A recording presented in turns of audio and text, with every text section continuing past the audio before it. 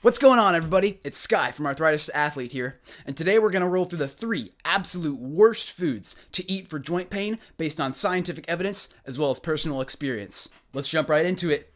Cue that intro.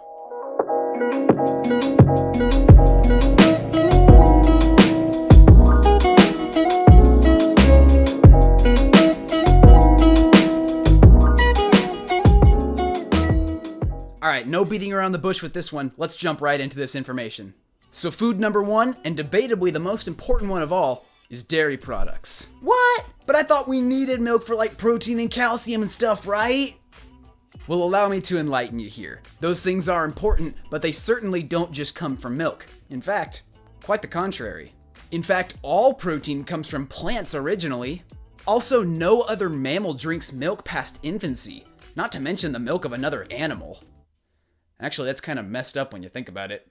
It's really weird. But the real problem with dairy products is actually all the baggage they come with. Oddly enough, it turns out the actual animal-derived protein is one of the things that makes dairy products so inflammatory. For example, in this study, researchers eliminated dairy products from the diet of 15 participants, and out of those 15, 7 went into complete remission. Now you could just say, oh, that's a small sample size, it doesn't matter. But seriously, when do you see amazing results like that just from a small change? And it's not like that's the only study. In fact, there's tons more. I don't have time to cover everything, but I will cover this one.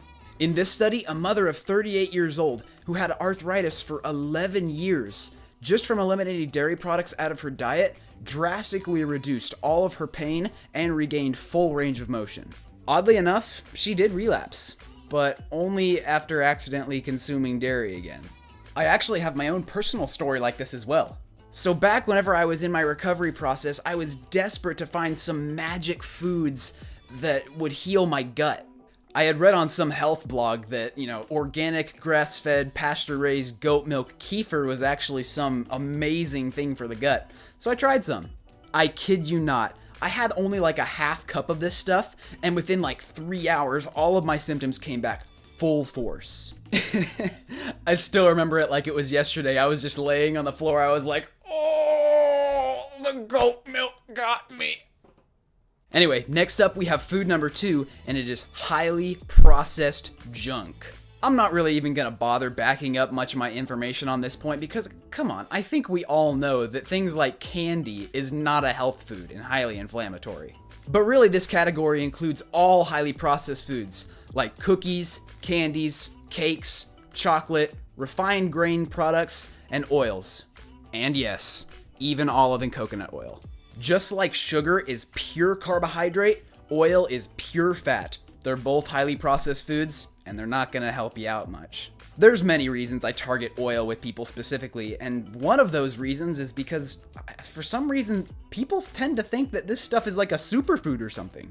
I'll probably go into detail on oils and stuff in another video sometime, but in the meantime, I will say this. One of the reasons the Western world is so captivated by olive oil is because of studies done on the Mediterranean diet.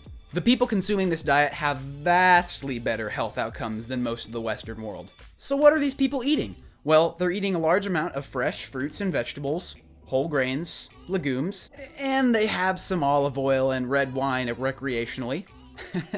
But us Westerners saw that, and we were all like, oh, olive oil and red wine, that'll make me healthy. Glug, glug, glug, glug. Pour me another drink, man. It couldn't have been the fruits and vegetables. No, that's just crazy talk.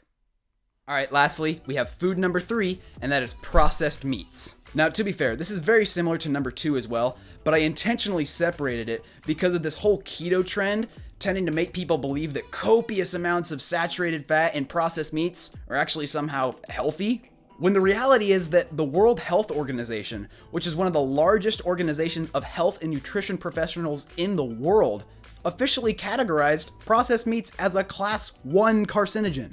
That means they cause cancer. That alone should be reason enough not to eat it. Also, other red meats, including grass-fed, pasture-raised organic meats, are still class 2A carcinogens. Oh yeah, that makes it so much better, doesn't it? But just in case you're not sold, meat intake is intimately linked to the expression of arthritic symptoms. Like in this study, where the researchers say, and I quote, "It is hypothesized that meat and offal may be a major factor contributing to the inflammation in rheumatoid arthritis." So while number 3 here is processed meats, it probably wouldn't be a bad idea to lower or completely cut out all meat intake from your diet as well. Well, that's all I got for you guys today. Thank you so much for watching. I hope you learned something. As always, if you got any value out of this video, please consider adding value back by hitting that like, comment, and subscribe button, as well as the bell icon next to it. It really helps me out.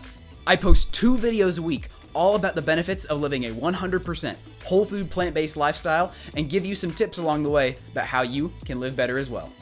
Alright, and with that, I'm out of here. See you soon, and God bless.